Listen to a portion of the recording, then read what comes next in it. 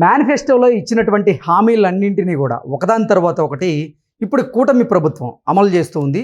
అందులో భాగంగానే అన్నదాత సుఖీభవ, తల్లికి వందనం, ఇప్పుడు స్త్రీ శక్తి పేరుతో రాష్ట్రంలోని మహిళలందరికీ ఉచిత బస్సు ప్రయాణ సౌకర్యాన్ని కల్పిస్తూ ఆ పథకాన్ని కూడా అమలు చేసినటువంటి నేపథ్యంలో ఈ పథకం అమలైన తర్వాత ఇప్పుడు రాష్ట్రంలో కూటమి గ్రాఫ్ 300 డిగ్రీలకి ఆ గ్రాఫ్ పెరిగినట్లుగా ఇప్పుడు రకరకాల వార్తలు వస్తున్న నేపథ్యంలో ఈ అంశం మీద మనం పూర్తి స్థాయిలో విశ్లేషణ చేసుకుందాం. ప్రస్తుతం మనతో పాటున్నారు ప్రముఖ రాజకీయ విశ్లేషకులు శ్రీలీల గారు. వారితో మాట్లాడదాం. మేడం నమస్తే అండి. నమస్తే అండి. స్త్రీ శక్తి పేరుతో మహిళలందరికీ ఉచిత బస్సు ప్రయాణ సౌకర్యాన్ని కల్పించిన తర్వాత కూటమి గ్రాఫ్ 360 డిగ్రీలు పెరిగినట్లుగా ఇప్పుడు కొన్ని వార్తలు వస్తున్నాయి. దీని మీద మీ విశ్లేషణ ఏంటండి? ఇక్కడ నిజంగానే మీరు అంటున్నట్లుగా ఎందుకు దీనికి అంత రెస్పాన్స్, విపరీతంగా ఎందుకు ఆదరణ, మీరు అన్నట్లుగా గ్రాఫ్ ఎందుకు పెరిగింది అంటే తల్లికి వందనం కానివ్వండి, అన్నదాత సుఖీభవ కానివ్వండి, ఇట్లా అన్నీ మనం చెప్పుకుంటూ ఉంటే పెన్షన్ 1000 రూపాయలు పెంచడం కానివ్వండి, ఇవన్నీ ఎందుకు అన్ని రకాలు చేసినా దీని గురించి ఎక్కువగా ఈ రోజున సందడి కానివ్వండి, దాని గురించి చర్చ కానివ్వండి జరుగుతుంది అంటే అన్నదాత సుఖీభవ రైతులకు మాత్రమే వర్తిస్తుంది. తల్లికి వందనం బిడ్డలున్న తల్లులకు మాత్రమే, అది కూడా 10వ తరగతి 11వ తరగతి వరకు లోపు వాళ్ళకి మాత్రమే జరుగుతుంది.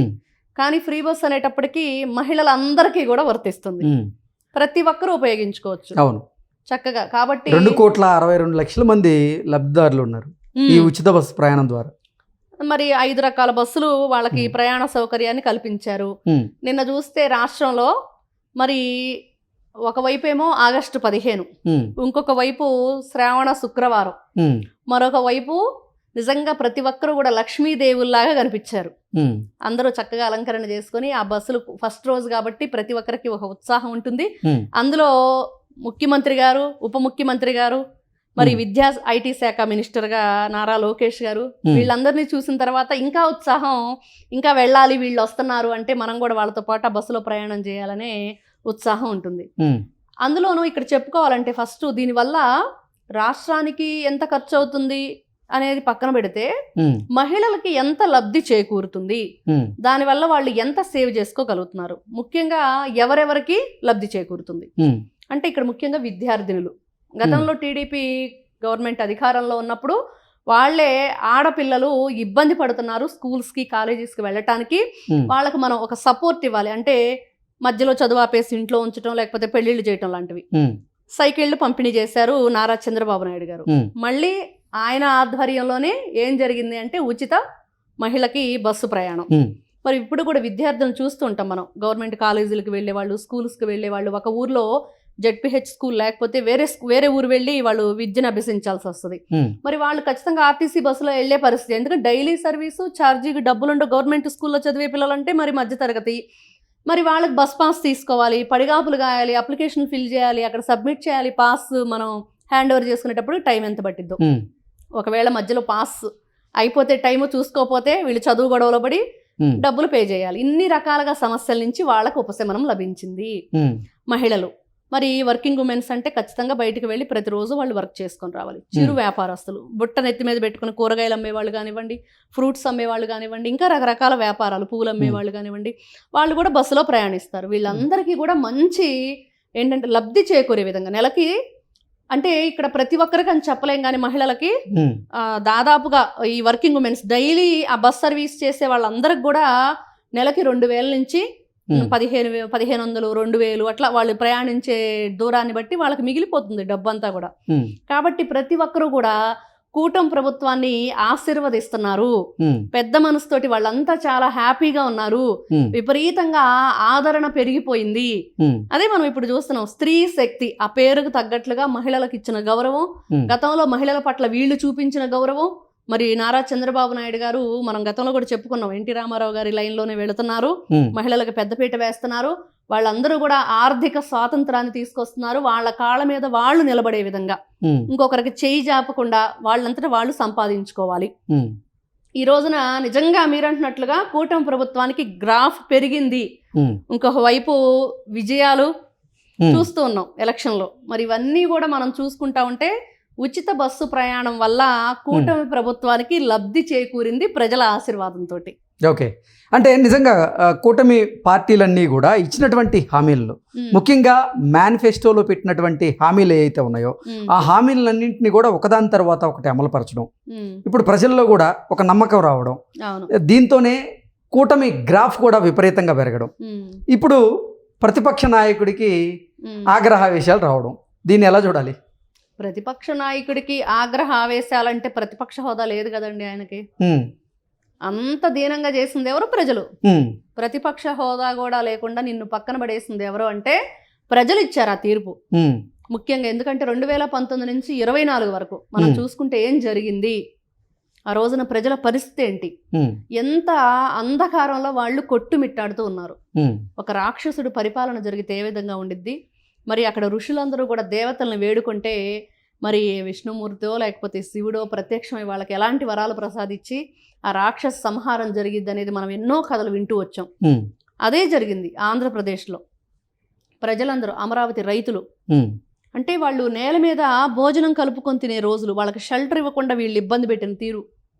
మీకు రాజధాని 3 రాజధానులు చేస్తానన్నాడు జగన్మోహన్ రెడ్డి, దానిలో కూడా ఎక్కడ కూడా అభివృద్ధి లేదు. ఉన్న రాజధాని రైతుల్ని ఎందుకు ఇబ్బంది పెట్టావు, వాళ్ళు పర్యటిస్తున్న ప్లేస్లన్నీ కూడా ఎందుకు నీ హ్యాండ్ ఓవర్లో తెచ్చుకున్నావు, అలా రకరకాలు. దానికి వాళ్ళు ఈ రోజున జగన్మోహన్ రెడ్డి కడుపు మంట ఏంటి అంటే మనం చూస్తే పులివెందుల, ఇంకొక వైపు ఒంటిమిట్ట జెడ్పీటీసీ, మరి అక్కడ కూడా ఘన విజయం సాధించింది. వాళ్ళ చేతుల్లో నుంచి చేజారిపోయింది. ఇంకా ఆటోమేటిక్గా పాపం జగన్మోహన్ రెడ్డికి 11 అంటుంటే అక్కడ 11 నామినేషన్లు కూడా జరిగినట్లున్నాయి. ఒకవైపు ఏమో ఏదైతే వీళ్ళు సంక్షేమ పథకాలతో ఇచ్చిన హామీలు నెరవేర్చుకుంటూ వెళ్ళటం, ప్రజలు కూడా వాళ్ళకి మరి ఏ విధంగా హారతులు పడుతున్నారో చూసాము, ఏ విధంగా వాళ్ళు ఆదరిస్తున్నారో చూసాము. బ్రహ్మరథం పడుతున్నారు అసలు మహిళలు, ఖచ్చితంగా బ్రహ్మరథమే. ఇంకా ఇటువైపు చూసుకుంటేనేమో ఇక్కడ పరాజయం, మహిళ చేతిలో ఓడిపోయినారు. మరి మహిళల్ని ఎంత హీనంగా చూస్తాడు, ఇంట్లో మహిళలకే గౌరవం ఇవ్వడు జగన్మోహన్ రెడ్డి గారు. మరి ఇంకా ఆయన ఇట్లాంటి మహిళ చేతిలో ఓడిపోవటం అంటే ఏ విధంగా ఉండిద్ది. మరి అక్కడ చూస్తే కడప రెడ్డమ్మగా పేరు తెచ్చుకున్న మాధవిరెడ్డి గారు, మరి వీళ్ళందరూ వచ్చి ప్రచారం చేశారు. ఆవిడ్ని, లతారెడ్డి గారిని ఏ విధంగా గెలిపించారో చూసాం. ఇవన్నీ జగన్మోహన్ రెడ్డి గారు తట్టుకోలేక మరి నిన్న చూస్తే కనీసం జెండా వందనం కూడా చేసే పరిస్థితి లేదు. ఏంటి, తాడేపల్లి ప్యాలెస్ లోనే ఉండి. అంటే ఒకవైపు చూస్తే ఏమో కూటమి పార్టీల గ్రాఫ్ ఏమో అమాంతం పెరుగుతోంది, మరోవైపు చూస్తే అసలు వైఎస్ఆర్సీపీ గ్రాఫ్ ఏమో ఎక్కడుందో అర్థం కావట్లేదు, అంత ఘోరంగా పడిపోతుంది. చెప్పండి. అంటే ఈ నేపథ్యంలో అసలు జగన్మోహన్ రెడ్డి భయపడుతున్నాడా, అసలు ఆయన పరిస్థితి ఏంటంటే ఏం చెప్తారు? ఎవరు తీసుకున్న గోతిలో వాళ్లే పడతారు అన్నట్లుంది వైఎస్ఆర్సీపీ పార్టీ పరిస్థితి. ఆయన భయపడుతున్నాడా అనంటే, భయపడుతున్నట్టు నటిస్తున్నాడా అంటే, జగన్మోహన్ రెడ్డి ఎప్పుడు కూడా అలా ఉండాలి, నా బొమ్మ కనిపించాలి, నా రంగులు కనిపించాలి అనేది అవన్నీ ఉంటాయి. ఈ రోజున చూస్తే ఎక్కడ అతని గురించి ఒక మంచి మాట లేదు. కన్న తండ్రిని పొగిడితేనే ఆయన తట్టుకోలేకపోయాడు ఆయన ఎంపీగా ఉన్నప్పుడు. మరి అలాంటి ఆలోచన గల వ్యక్తి మరి ఇంత పరాభవం చెందితే మరి భయపడ్డా అంటే అతనికి భయానికంటే ముందు అవమానం. అంటే పార్టీ పరిస్థితి ఏంటనేటువంటి భయం అయితే జగన్మోహన్ రెడ్డిలో మొదలైందా అంటే ఏం చెప్తారు?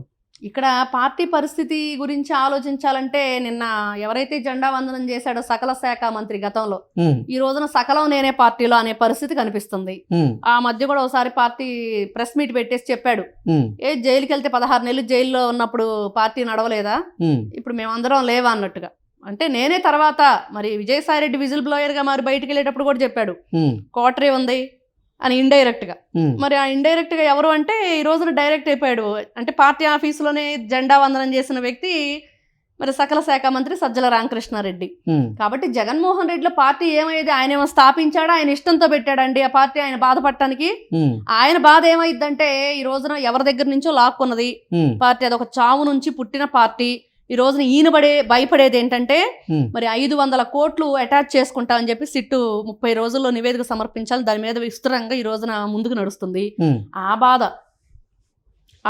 ఈ రోజున పులివెందుల పులి భయపడటానికి కారణం ఏంటంటే, బాధపడటానికి పార్టీ ఏదన్నా అయిపోయిద్దనో లేకపోతే ఇంకోటో కాదు, డబ్బులు ఎక్కడ వాళ్ళు లాగేసుకుంటారో, మరి శ్రీకృష్ణ జన్మస్థానానికి సతీ సమేతంగా వెళ్ళవలసి వస్తుంది అనేది ఆయన బాధ. అక్కడ కూడా ఈ సతి బాధ ఏంటి అనేది జగన్మోహన్ రెడ్డి బాధని ప్రజలు మాట్లాడుకుంటున్నారు. ఓకే అండి, థ్యాంక్ యూ సో మచ్. నమస్తే.